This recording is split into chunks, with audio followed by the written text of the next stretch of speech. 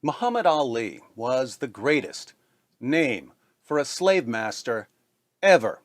In 1960, Before we continue, I want to completely poison the well against David's case before he even has a chance to take a sip from it. Because I am so unbelievably fed up with this claim and just how frequently it comes up. Allow me to indulge you all in the following passages. One who is killed under the banner of a man who is blind to his just cause, who raises the slogan of family or supports his own tribe, i.e. tribalism, dies in the state of one belonging to the days of Jahiliyyah, which means ignorance. Whoever defects from disobedience to the Emir and separates from the main body of the Muslims and dies in that state, dies the death of one belonging to the days of Jahiliyyah. And one who is killed under the banner of a man who is blind to the cause for which he is fighting, who gets flared up with family, pride, and fights for his tribe and not for my ummah, and whoever from my followers attacks my followers indiscriminately, killing the righteous and the wicked of them, separating not even those staunch in faith and fulfilling not his obligation towards them who have been given a pledge of security, is not from me, i.e., not my follower. We went to Abu Dhar in Rabadha, and he had a mantle over him, and his slave had one like it. We said, Abu Dhar, had you joined them together, it would have been a complete garment. Thereupon he said, there was an altercation between me and one of the persons among my brothers. His mother was a non-Arab. I reproached him for his mother. He complained against me to Allah's apostle, and I met Allah's apostle. He said, Abu Dhar, you are a person who still has in him the remnants of the days of ignorance. Thereupon I said, Allah's messenger, he who abuses other persons, they abuse in return his father and mother. And the Holy Prophet said, Abu Dhar, you are a person who still has the remnants of ignorance in him. They, your servants and slaves, are your brothers. Allah has put them in your care, so feed them with what you eat, clothe them with what you wear, and do not burden them beyond their capacities. But if you burden them with an unbearable burden, then help them by sharing their burden. And my personal favorite, Musnad Ahmed, number 22,978. Abu Nadra reported, the Messenger of Allah, peace and blessings be upon him, said during the middle of the day at the end of the pilgrimage, O people, your Lord is one, and your father Adam is one. There is no favor of an Arab over a foreigner, nor a foreigner over an Arab, and neither white skin over black skin, nor black skin over white skin, except in righteousness. Have I not delivered the message? They said, the Messenger of Allah has delivered the message. Interesting. Very interesting. You gotta give David some credit. Him and everyone else who makes content like this really have their work cut out for them. You take a look at a man who, throughout his life, and specifically in his final sermon before passing away, i.e., part of his dying message to his people, wanted to make sure that there was absolutely no racism in their hearts. Imagine trying to make someone like that look racist. You gotta try really hard to twist certain hadith, or, you could just be a social justice warrior. Nevertheless, you all know how I do things. I'm gonna let David present his full case and see just how stupid it really is. In 1964, a young boxer named Cassius Clay won an upset victory over Sonny Liston and became heavyweight champion of the world. Later that year, Clay changed his name, first to Cassius X, then to Muhammad Ali. Why did he change his name? Let's let him answer. Why don't you like to be called Clay anymore? No, Clay was not my name. Once we follow, believe, understand the teachings of the Honorable Elijah Muhammad and come into knowledge of ourselves, then we want to be called after names of our people, which are names to fit us black people, and Clay was a white man's name. It was a slave name. And I'm no longer Clay, I'm no longer a slave, so now I'm Muhammad Ali. Ooh, everybody got that? Clay was not his name, and it belonged to white slave masters. He wanted to change his name away from a name that was forced upon him. Amazing how David's gonna just ignore that first part. So, Clay was a white man's name, but Muhammad and Ali were names for his people. Yeah, his people, after becoming Muslim, are the Muslims. Ergo, a Muslim name. What people would that be? Arab slave masters? Because that's who Muhammad and his son-in-law Ali were, according to Muslim sources. And let's not forget that Arabs can exhibit a variety of shades and tones. Here's an example of an Arab. Looking at this picture, you may be wondering, did Opie Taylor grow up and convert to Islam? No, this is Sheikh Muhammad al-Yaqubi, the 34th grandson of Muhammad, the Prophet of Islam. This guy's so white, he tried to buy Go-Gurts at Whole Foods. And this is exactly what we would expect based on descriptions of Muhammad in Islam's most trusted sources. Sahih al-Bukhari, number 63. Narrated Anas bin Malik. While we were sitting with the Prophet in the mosque, a man came riding on a camel. He made his camel kneel down in the mosque, tied its foreleg, and then said, "Who amongst you is Muhammad?" At that time, the Prophet was sitting amongst us, leaning on his arm. We replied, "This white man,"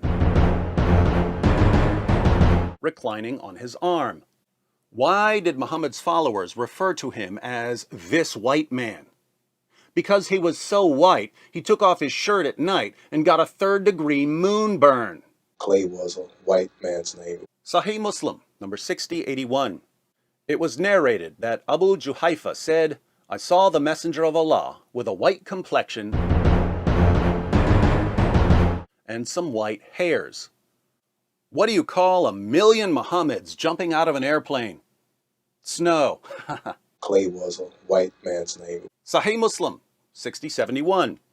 It was narrated from Al-Jurairi from Abu At-Tufail. I said to him, "Did you see the Messenger of Allah?" He said, "Yes, he was white, with an elegant face." Muhammad's so white, he jumped into a hot tub and the water turned into creamer.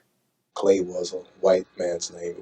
The Muslim sources go on and on about Muhammad's epic whiteness, telling us about the whiteness of his shins, and the whiteness of his thigh, and the whiteness of his leg, and the whiteness of his stomach, and the whiteness of his forearms, and the whiteness of his armpits, and the whiteness of his cheeks. I hope everyone brought soup, because I just found the world's biggest cracker. We want to be called after names of our people. White people?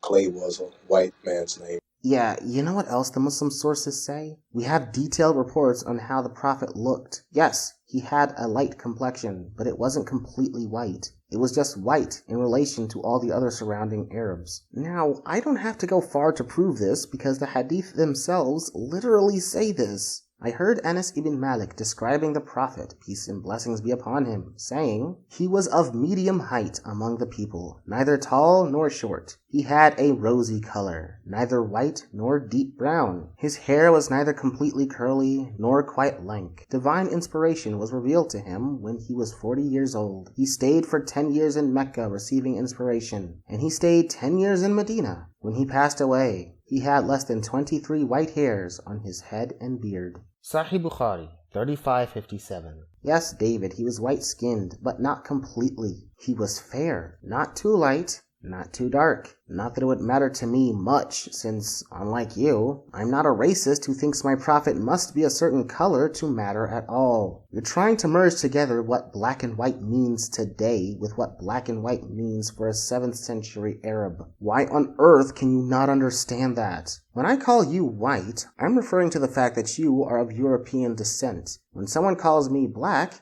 it's because I come from African descent. But back in 7th century Arabia, black and white had nothing to do with where you came from. As you just said, even an Arab could be a black man or a white man, because black and white just refer to their skin color. When Muhammad Ali says Clay was a white man's name, he's not saying Clay was a name that belonged to a person with light skin, as even some black people have light skin. He's saying that the name Clay belonged to a Caucasian man. The Prophet Muhammad isn't being included here because that's not what he meant by white man. The Prophet Muhammad was not Caucasian. Why do I even have to say this? David's a white man living in America. He knows full well how these terms are used today and what are meant by them. Muhammad was a white man's name. he was the whitest prophet in history. I mean, we believe that every nation was sent a prophet, so even actual white people would count in there. There were definitely whiter prophets. And since this would include every nation, that would also mean that there were black prophets.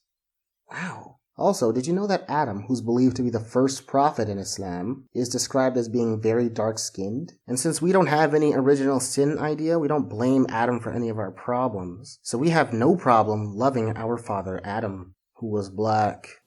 Now, how many Muhammads would it take to screw in a light bulb? None. He would just tell one of his more than 36 slaves to do it. Let's read about some of these slaves. Sahih al-Bukhari, number 7263. Narrated Umar, I went to the house of the Prophet, and behold, Allah's messenger was staying in a mashraba, and a black slave of Allah's messenger was at the top of its stairs. I said to him, tell the Prophet that here is Umar bin al-Khattab. Then he admitted me. Again, black could include an Arab. Just because it says black slave doesn't mean that it was racial discrimination. Second, it doesn't actually say black slave. Let's take a look at the Arabic word ghulam. Primarily, it can refer to a boy from the time he is born to the time he reaches puberty. In relation to servitude, however, it literally just means a servant. Why it's translated as black slave here is beyond me. I have no idea why. I don't know why it's translated like that in this particular hadith, and I'm not going to deny that there are black slaves in our literature. Furthermore, since I know I'm going to be asked about this, let's do a quick misconception clarification on slavery in Islam. 1. Islam limits the servants you can get only to prisoners of war. Since they're prisoners of war, they automatically can't leave, unless the law demands or allows it, because they are prisoners of the enemy, and therefore they'd be a danger to you. If you count that as slavery, then whatever. The whole world's still doing it. At least the Islamic method is far more humane. 2. A war prisoner still must be fed with the same food you have, clothed with the same clothes you have, given your same shelter, helped, and educated. You aren't allowed to give them more work than they can handle. You also can't beat them or even swear at them, or else you'll be forced to free them. Anything you do to violate your war prisoner will result in either freeing the prisoner or capital punishment to the master. Or both. Based on everything I just said, you can barely define it as slavery. And I literally mean that. And you sure as hell can't compare it to what the white folks did to black people for most of American history. And even after the abolition, when we went into the segregation era, all of that would have been strictly prohibited under Islamic law, and those who did it would have been punished. For more information, please check the sources, articles, and videos in the description. However, this is a topic I do want to dig into later, as it is incredibly in-depth, and there's a lot that needs to be said on it. Right now, I'm just trying to do my best to summarize it. I should also mention the fact that the Prophet and his companions had many black companions in their ranks. Bilal radiyallahu anh is one of many examples. He was freed from slavery by Abu Bakr and appointed as the muezzin, one who makes the call to prayer, by the Prophet himself. Did I mention that he's guaranteed paradise? In the 7th and 8th centuries, we had Ata ibn Abi Rabah, who was an early Muslim jurist, hadith transmitter, and mufti of Mecca. He was ethnically Sudanese. He was straight up African. Really, this topic is a video of its own. I could go on and on with the dark-skinned companions of the Prophet and other Arab companions, many of which obtained high ranks in the Muslim Empire. David wants to cherry-pick these black slaves to give the idea that the Prophet was no different from the white slave masters we had 200 years ago, to make us think that his actions were based on skin color, and he had a low opinion of black people whilst ignoring all of the evidence to how he treated and viewed other peoples and races, the skin color of most of his companions, and the blatant fact that black people were not the only ones enslaved. They just happened to be some of them. This is such deceptive cherry-picking, it makes me want to vomit. David knows full well that there are plenty of other races who ended up becoming slaves due to warfare. So slavery in Islam was not, is not, and never will be about race. Muhammad was so white. When his black slave Anjasha needed to beep at him, the horn on Anjasha's camel was like, honky! Honky! Sunan an-Nasai, number 4625. It was narrated that Jabir said, a slave came and gave his pledge to the Messenger of Allah to emigrate, and the Prophet did not realize that he was a slave. Then his master came looking for him. The Prophet said, "Sell him to me." So he bought him for 2 black slaves. Then he did not accept the pledge of anyone after that until he had asked, "Is he a slave?" So an Arab man walked up to Muhammad and said, "I'd like to join you. Do you accept my pledge?" Muhammad replied, "Yes." But the man turned out to be a slave. So Muhammad had to buy the slave from his master. And what did he buy him with? He bought him with 2 of his numerous black slaves. Apparently, black slaves were only half as valuable as Arab slaves. Of course, Muhammad didn't want to keep giving up his black slaves, so he decided to be more careful about taking the pledge. First of all, the hadith gives no indication that it was the Prophet himself who set the value of the other slave. Just because that's what ended up happening doesn't mean that the Prophet himself wanted the trade to go that way. Nor does it mean that black slaves are worth that much. You literally just read that into it. As a matter of fact, we know that the ignorant Arabs of the time had a low view of dark-skinned slaves and their value. And so they would set the values themselves, often at a very low cost. When Abu Bakr bought Bilal out of slavery, Abu Jahl, Bilal's master at the time, milked him out of a ton of cash, and after Abu Bakr gave him what he wanted, he told him that he would have sold him for almost nothing because that's how low he viewed him. Now, this alone destroys the idea that the companions of the Prophet were racist, but it also shows that the value of dark-skinned slaves inherently was often given by the mushrik,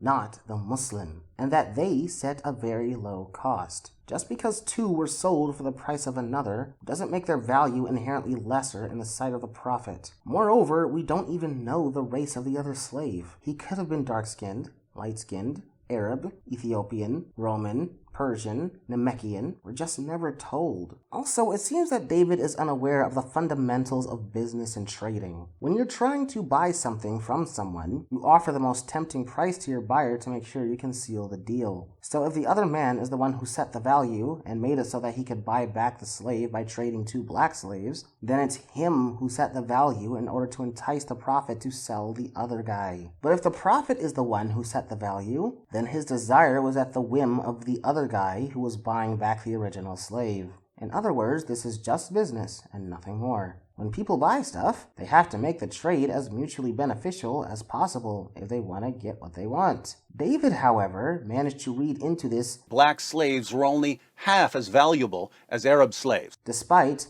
once again, the race of the original slave not being mentioned whatsoever. I challenge you to give me a credible scholar who has such a wacky opinion based on this hadith. Please stop making up fatwa. Also, think about how ridiculous this argument is, even if we give him the best benefit of the doubt.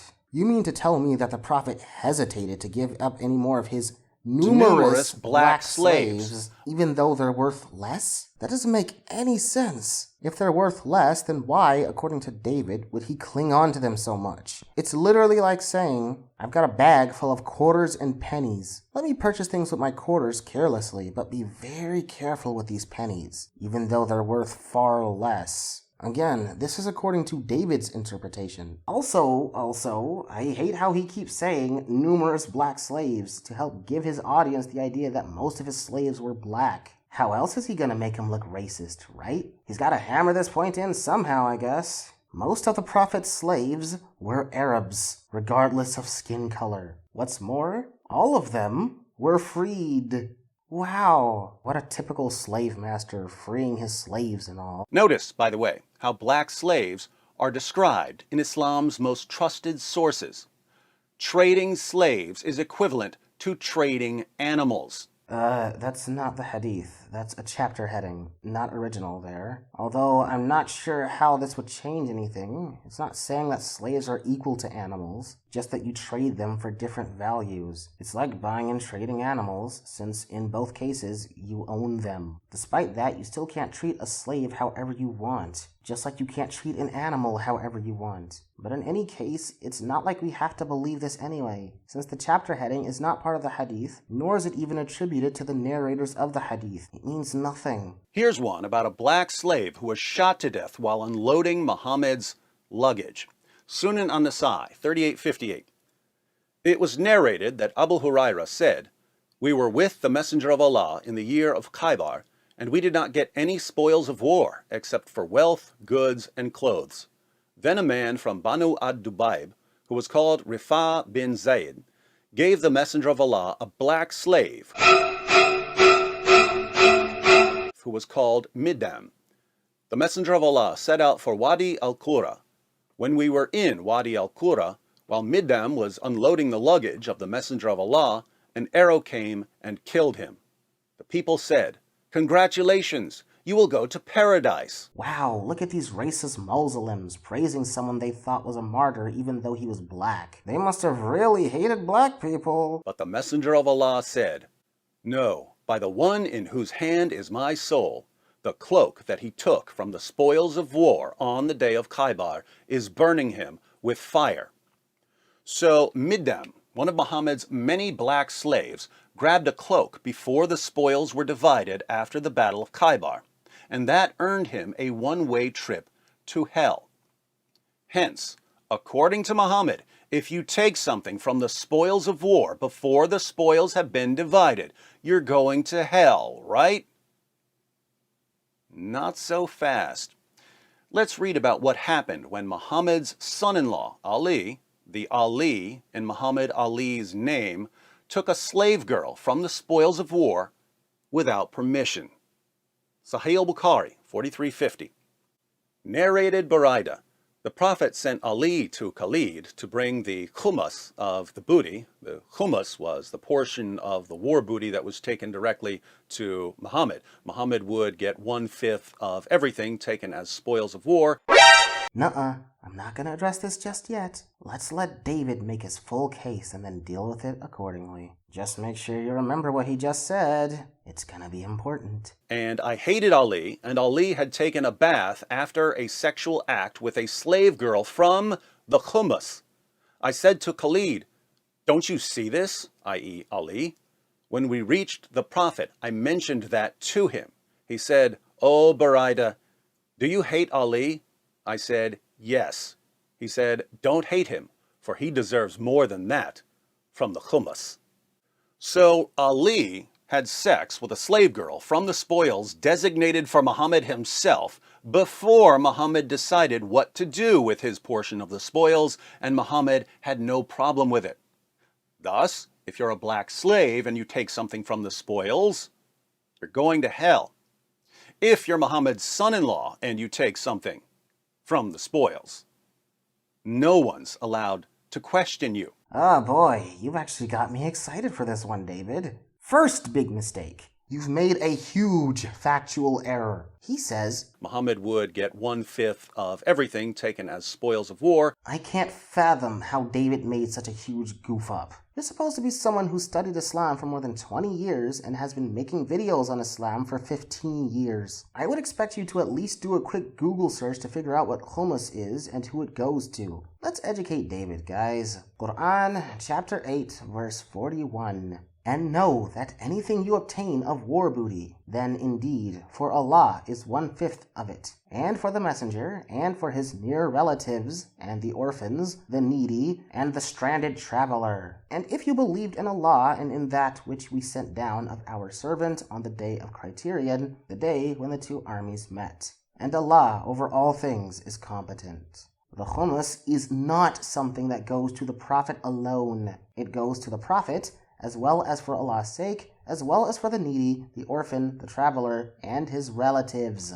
Ali was one of his relatives. He is owed a portion of the Khumus by that virtue alone. Notice how Khalid's problem was not that Ali was violating the agreement of the war booty. His reason for hating Ali is not given in the narration. Notice also how the end of the hadith says that Ali deserved more from the Khumus than what he took. The Arabic makes it clear since it doesn't say he deserves, but instead says أكثر من ذلك, meaning that he has more from it. In other words, before he even took from the Khumus, it was already established that he has a right over it, and a portion of it belongs to him as well. The black slave in the first hadith he showed had stolen from the collective war booty, and was therefore punished for it. Notice how it doesn't mention the Khumus. It only mentioned the spoils of war which he took from. If he had stolen from the Khumus, that would have been a far greater offense, since he'd be stealing from quite a few individuals, some of which really need it. But it's still a crime that he took something before it was divided among the rest of the Mujahideen. David ignored all of these facts, and worse still, Quran chapter 8 verse 41, also he can make a straw man connection between a black slave and Ali. You know what's even better than all that? You're gonna love this, David. According to several chains, one found specifically in Imam al-Dhahabi, Ali was, wait for it, Adam Shadid al-Utma, i.e., black-skinned. Would you look at that? The Prophet showing racial bias for his adopted son, who's also the same skin color as the black slave. Turn in your CP PhD, David. When Cassius Clay changed his name to Muhammad Ali, he was taking the names of two men who bought, owned, sold, and traded black African slaves. Where'd you get African out of that? You're superimposing the modern American understanding of black onto Islam in the 7th century. Not every black person there was an African, as you yourself admit in the same video. Again, these slaves, if you want to use that word to define them, were only war prisoners, and they were almost always freed. The black slaves in America during the slave trade were kidnapped from their homelands, or sold by the rulers at the time, held in captivity for their entire lives, overworked, abused, beaten, thrown overboard, hung on trees, and never freed except under very rare instances, including, but not limited to, violent rebellion. And that's just some of the atrocities done to them. They are absolutely not the same. Just because you slap the word slavery on both of them does not make them the same. Interestingly, when he was growing up, Muhammad Ali didn't know much about the name Cassius Clay. So from here, David Wood gives the history of Cassius Marcellus Clay. David seems to be rejecting the fact that by becoming a Muslim, Muhammad Ali viewed his people as the Muslim people. And so, he took the name Muhammad Ali. It doesn't matter how good Cassius Marcellus Clay was, he wasn't from one of his people. I know it's hard for you to believe since you're in a Western country, and even though John, Matthew, Mark, and Luke are Christian names, so many non-Christians have these names. And so a Christian coming into Christianity would see no reason to change his name to one of those. But a Muslim, on the other hand, would. And so that's what Cassius did. It's that simple. Now, it would be one thing for Ali to say, well, I just don't want a name that was ever associated with any white person or that was ever associated with any slave owner, in which case it would make sense to reject the name Cassius Clay.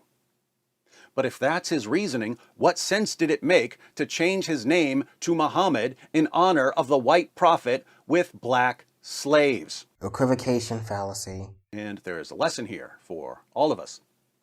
When we don't know history, when we become ignorant of history, there will always be someone waiting to step in and take advantage of our ignorance. Ha! That sentence perfectly describes your entire career. I've never seen anyone twist the truth the way you do, feeding off the ignorance of his audience. Muhammad Ali was sick to death of white people using black people. Muslim preachers took that resentment and the resentment of an entire community and used it to spread the teachings of a man whose followers institutionalized black African slavery more than 1,000 years before the United States even existed. What about POW servitude is in any way similar to institutionalized black slavery? Now think about this. No, you think about this. Many of the companions of the Prophet were dark-skinned. The Prophet openly declared that there's no superiority between any race and reprimanded one of his dark-skinned companions when he made a racist remark about Bilal radiyallahu anhu. The only one preaching a bogus false ideology here is you. You don't know anything. How long did the transatlantic slave trade last? About 3 centuries. The first shipment of slaves from Africa to Brazil was in 1526. The last country in the Americas to outlaw the transatlantic slave trade was Brazil in 1831. So it was illegal to ship slaves to the Americas after 1831. People could still own slaves, but the transatlantic trade was abolished. Slavery didn't last a century in the United States once the United States had formed as a nation. We remember the horrors of slavery very clearly because it wasn't that long ago. We have photographs, people wrote about it. A war was fought over it. Now, if just about everything most of us know about slavery comes from a fairly brief period of history, a few centuries, how much do you think there is to learn about slavery in the Muslim world, where the slave trade has lasted nearly 14 centuries from the time of Muhammad right down to the present? It's still going on in Africa. So Islam continues to take advantage of black men and black women by enslaving them in areas where slavery continues to this day. Oh wow. Bro, you need to learn about the world beyond your favorite anti-Muslim website. Islam in Africa thrives. There are black Muslims everywhere, black Muslim communities everywhere, and they're doing just fine. They don't need you to preach your assumptions to virtue signal everyone to come and save them. But even in areas where slavery has been abolished, Islam still takes advantage of black men and black women by lying to them and convincing them to spread the message of Islam because, as we all know, Islam is against slavery and racial injustice. That's why Muhammad called Ethiopians raisin heads and said that Satan looks like a black man. Okay, first of all, he didn't say Ethiopians are raisin heads, you sick manipulative liar. Let's read the full quote, as well as an interesting corroborating narration, narrated by Anas ibn Malik. Allah's Messenger, sallallahu alaihi wasallam, said, "You should listen to and obey your ruler, even if he is an Ethiopian slave whose head looks like a raisin." Sahih Bukhari 7142. I can't believe you, David. I can't believe you. The Prophet here is saying to obey your ruler, regardless of his race, status, or physical appearance. And you hide all of the text to make people think that he was just insulting Ethiopians. This is the antithesis of racism. Moreover, as we can see, he didn't say that Ethiopians are raisin heads. He said obey your ruler if he is an Ethiopian who has a raisin head. Not all Ethiopians have raisin heads, but hey, in case you see one that does, listen to him anyway. What, are you gonna force raisin head to have some kind of racist connotation? Most scholars on the hadith tradition, as well as the Arabic language and Arab culture, agree that the term raisin head was related to the hair texture or style of the Ethiopians. There's no reason to take your playground insult mindset and superimpose it onto these people who lived 14 centuries ago. What do you want me to ask them if they saw this as an insult? Besides, raisins are fine. I actually kind of like raisins. Yeah, I'm not like some little kid. I actually like raisins, and the Arabs liked raisins too. They didn't have a problem with them. They didn't see raisins as some kind of lowly thing. So since I was just desperate to see where in the world this anachronistic argument came from, I decided to look up the term raisin head and see what it's used for. The first result sent me to a site that just told me the meaning for raisin and head separately, without telling me the meaning of the term. I was starting to think that the term itself didn't even exist. I then went to the Urban Dictionary to see what it says about it. Term for brand new American naval recruits for the first few weeks of boot camp at the Great Lakes, Chicago, Illinois Recruit Training Center, RTC. The term comes about as new recruits start wearing black watch caps, knit stocking caps, instead of the classic white Dixie cup hat of the traditional U.S. Navy enlisted man. So, even according to a modern understanding, this term does not and cannot be understood as an insult, but merely as a physical description. It's not even related to race. I tried so hard to find a meaning behind this term, and all results sent me here or to a website from an Islamophobe calling the Prophet a racist. You people literally just heard the term raisin head and then assumed that it was some kind of playground insult, with your playground insult mindsets. Not surprising. You people have nothing to stand upon. Nothing. Now for the next citation. First of all, I find it funny that David loves to go to the Sirah literature when most of his complaints cannot be cross-referenced with any hadith in any of the books. This hadith doesn't have a chain of narrators and is disconnected by at least 150 years. Me and Farid, who helped me figure a lot of this out, had actually spent some of our own time prior to finding this hadith in a source outside of Ibn Ishaq's Sirah book. And we had no luck.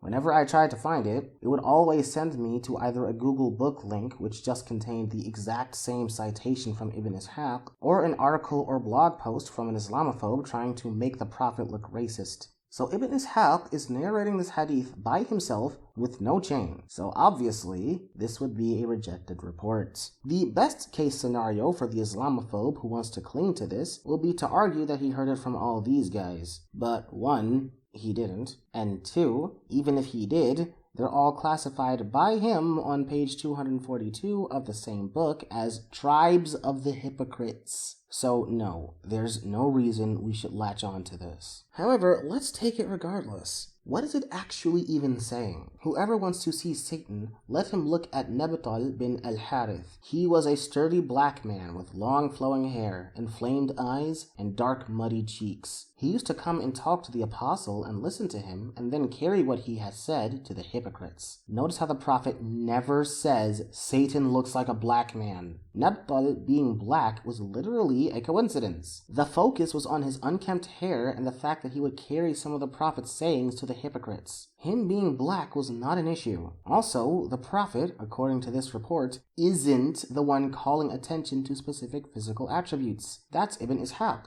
Hence, why it goes on to speak of the prophet in the third person. Although I think I should call attention to the elephant in the room. And once again, David's gonna love this one. Especially since I'll show him and the world just how hopelessly ignorant he is of the Muslim sources. Nabtal's full name was Nabtal bin Harith al-Ansari al-Awsi. Al-Ansar and Al-Aws were the two nations who lived in Yathrib, Medina's name before the Hijrah. They were ethnically from there, and Al-Awsi is the title of the nation of Al-Aws, who were ethnic Arabic tribes very close to the Khazraj. Yes, ladies, gentlemen, and others, David and many other Islamophobes who appeal to this narration to make Islam look racist have overlooked a very important detail. Nabtal bin Harith was an Arab.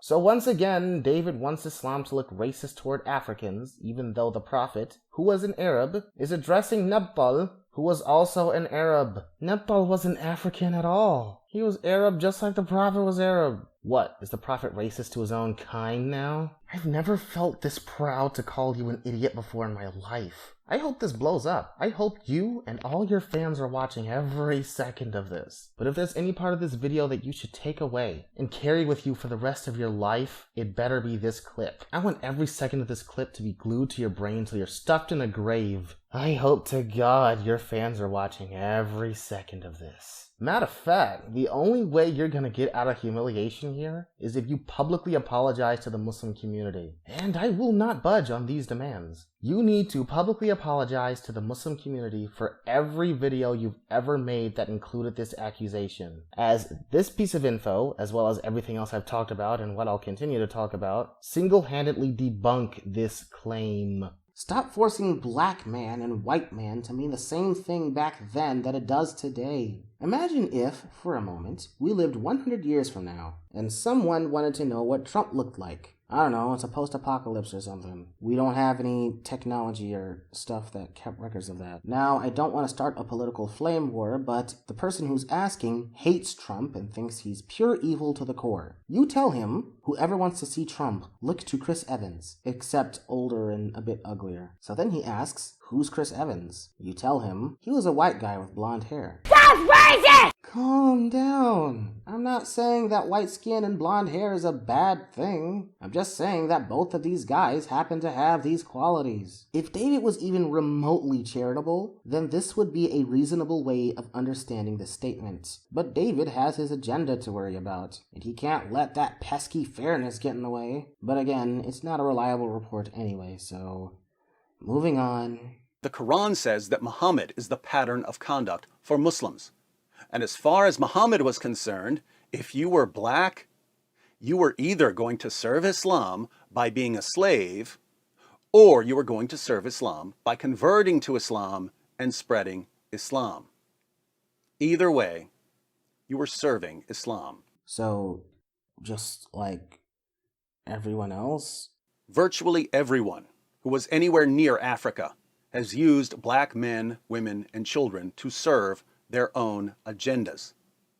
But no ideology has ever taken advantage of black men and black women more than Islam. Citation needed, you bloated oaf. The The slaves that were black under Muslim rule were black by coincidence. He didn't have a racially specific way of viewing them, nor did he put on his racism glasses on the battlefield looking for black slaves to capture. Literally every Muslim under Islamic rule would serve Islam in some way. It wasn't a racial thing. This is SJW logic. Oh, black people are either going to be a slave to the state or a slave to the religion. Yeah, so is everyone else. Just because some of these people happen to be black, you force a racist mentality into what happened. Get wrecked. Islam did far more for Africans in their progression throughout history than Christianity and the white slave master ever could have. So I have no idea how this man can say any of this crap with a straight face. I think he's jealous. I'm not gonna lie. He wishes he could be as influential as the Prophet, because all he has against him is his copy-paste polemics. The fact that you sat here and wasted our time is bad enough. You then made it unbearable by confidently preaching your self-righteous Western values. This victory you think you have is not earned at all. In fact, do me a favor and drop the mic for me. Now I want you to sit there and think about how stupid you are. I'm going to sleep. يا أيها الناس إنا خلقناكم من ذكر وأنثى وجعلناكم شعوبا وقبائل لتعارفوا إن أكرمكم عند الله أتقاكم إن الله عليم خبير